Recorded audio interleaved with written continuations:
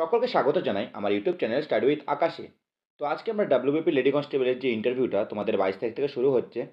তো সেই ইন্টারভিউ সম্পর্কে আমি আলোচনা করতে চলেছি এবং তোমাদের বলতে চলেছি যে তোমাদের কীরকম প্রশ্ন আসতে পারে এবং তোমরা ক্রস কোয়েশ্চেন যেগুলো আসে, তোমরা জানো এখন ক্রস কোয়েশ্চেন খুব করছে তোমাদের নার্ভাস করে দেওয়ার জন্য। তো সেটা সম্পর্কে কীভাবে ডিল করবে সেটা জানাবো তোমাদের। এবং তার সাথে যে সাজেশন, যে পুরো ইন্টারভিউ সাজেশনটা সেটা আমি দিয়ে দেবো যে তোমরা কীভাবে প্রিপেয়ার করলে ম্যাক্সিমাম নাম্বার স্কোর করতে পারবে। তো ভিডিওটা পুরো দেখো। কিন্তু ভিডিও শুরু করার আগে যদি তোমার চ্যানেল নতুন হও, অবশ্যই চ্যানেলকে সাবস্ক্রাইব করে দিও এবং যদি ভিডিওটি পছন্দ হয় তাহলে লাইক করে দিও। এবার চলে যাই তোমাদের মেন টপিক, যেগুলো তোমাদের মেনলি কোয়েশ্চেনের আসতে পারে বা এরকম টাইপের কোয়েশ্চেন হয়। তো যদি প্রথমে মেন টপিক চলে যাই, তোমাদের একটা ইন্ট্রোডাকশন রেডি করতে হবে। প্রথম যদি আমি আসি, ইন্ট্রোডাকশনটা হলো ধরো তুমি এখন তোমার তোমার নাম এই, তুমি এখান থেকে আসছো ইন্টারভিউ দিতে। ধরো তোমার কোয়ালিফিকেশান কী, তার সাথে তোমার হবি, এটা তুমি বললে। তখন তুমি হবি বলবে, তোমাকে সঙ্গে সঙ্গে হয়তো হবি দিয়ে কোয়েশ্চেন করতে পারে, নাও করতে পারে, বাট করতেও পারে। তখন তুমি ধরো হবি বললে আমার পেন্টিং করা বা তোমার ড্যান্সিং করা শখ, তোমার ড্যান্সিং দিয়ে কোয়েশ্চেন আসবে কিন্তু। তো তুমি যখন যেটা হবি বলবে, তুমি সেটা সত্যি কথা বলবে যে তুমি কী, মানে তোমার ইচ্ছে ফাঁকা সময় কী, কারো কবিতা পড়তে ভালো লাগতে পারে। তো তুমি যেটা বলবে সেটা সম্পর্কে পুরো নলেজ রাখবে, কারণ ওরা দেখবে যে তুমি যে বলছো সেটা তুমি ঠিকঠাক বলছো কি না। ঠিক আছে? এবার দেখো দেন তোমার যে সাবজেক্ট, ধরো কেউ গ্র্যাজুয়েশন করেছো, কেউ 12 পাস করেছো, 10 পাস করেছো, তো যেটা করেছো সেটা সম্পর্কে পুরো ডিটেলস। কেউ ধরো অনার্স করেছো, অনার্সের পেপারটা সম্পর্কে যেগুলো বেসিক সেগুলো পড়ে যাবে অন্তত। ডেপথে ঢোকার দরকার নেই, যেটা বেসিক সেটাই ধরবে, তার বেশি যাবে না। তো যেটা তোমার বেসিক আছে ওটা তোমার সাবজেক্ট থেকে কোশ্চেন আসতে পারে। কেউ 12 পাস করতে পারো, সেটা তুমি খেয়াল রাখবে যে কী তোমার কোশ্চেন আছে, সেটা তুমি খাতায় নোট করে নাও। এগুলো পরপর তোমার খাতায় নোট করে নেবে, তোমাদের সুবিধা হবে, আমি বলছি তোমার সুবিধা হবে।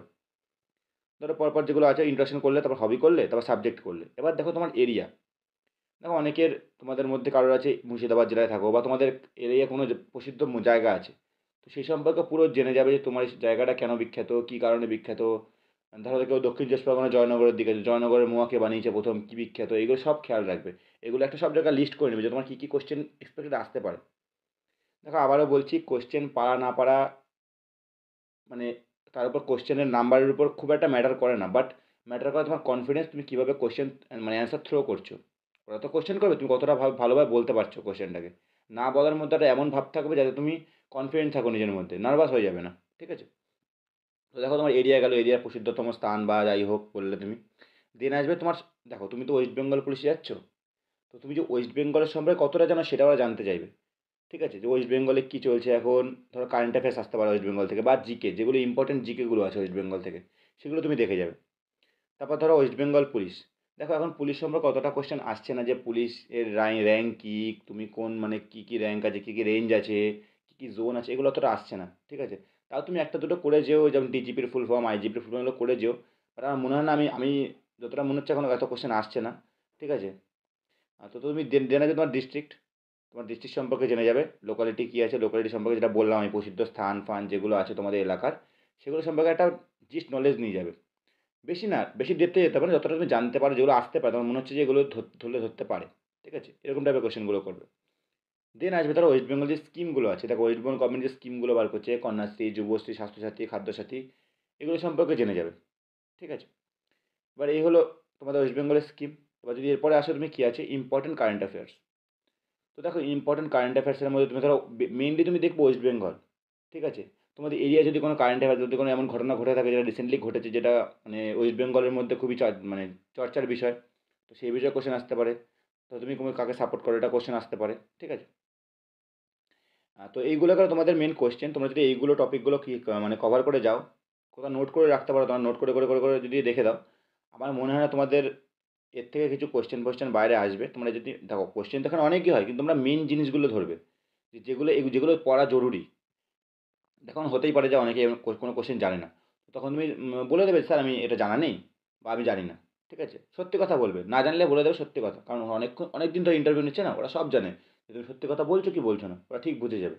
তো তুমি সত্যি কথা বলে দেবে যে স্যার আমি জানি না। ঠিক আছে? পরবর্তীতে চলে যাই তোমাদের ক্রস কোয়েশ্চেনের ব্যাপারটা। তো দেখো ক্রস কোয়েশ্চেনের ব্যাপারটা কিছুই না, তোমার কোনো কোয়েশ্চেনের ব্যাপার না, ওটা শুধু পুরো নার্ভাসনেসের ব্যাপার। অনেক সময় ওরা কী করে, তোমাকে বিভিন্নভাবে কোয়েশ্চেন থ্রো করবে।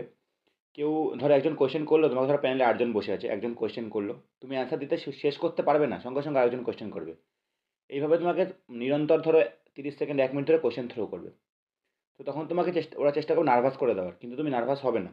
সেটা কীভাবে করবে, দেখো আমার মনে হয় যে তুমি তখন যদি স্লো হয়ে যাও, যে আস্তে আস্তে অ্যান্সার দিচ্ছ, তুমি যদি বা দেখো জোরে জোরে তাড়াতাড়ি করে অ্যান্সার দেওয়ার চেষ্টা করো না, তুমি হাড়বাড়িয়ে যাবে, ঘাবড়ে যাবে। সেটা ওরা চাইছে সেটাই তুমি করো। তুমি আস্তে আস্তে অ্যান্সার দেবে কামলি। দেন অন্য স্যার যখন বা অন্য ম্যাডাম যখন তোমাকে ধরবে তখন তুমি আস্তে আস্তে সেটা শিফট করবে অ্যান্সারগুলো। হড়বড়ি করলে না ওরা ভাববে তুমি নার্ভাস হয়ে পড়ছো বা নার্ভাসনেস, হয়তো তোমার মধ্যে নেই নার্ভাসনেস, বাট ওরা বুঝে যাবে যে নার্ভাসনেস আছে, তো সেটা একটু কামলি থাকবে, কাম থাকবে, ঠিক আছে? তো এর ছিল ক্রস কোশ্চেন তোমাদের ব্যাপার। এবার দেখো ওভারঅল চলে যাই।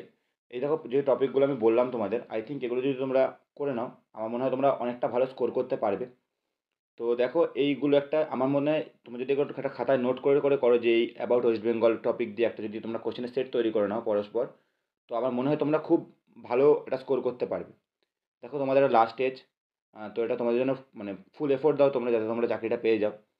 তো আমি আশা করবো তোমরা সবাই ভালো করে পরীক্ষাটা দাও। হয়তো ফলাফল অন্যরকম হবে, যে কেউ পাবে চাকরি কেউ পাবে না, বাট আমি চাই যে তোমরা ফুল এফোর্ট দাও চাকরিটা পাওয়ার জন্য।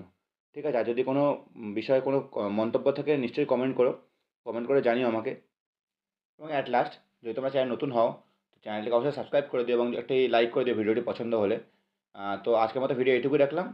দেখা হচ্ছে পরের ভিডিওতে। ধন্যবাদ।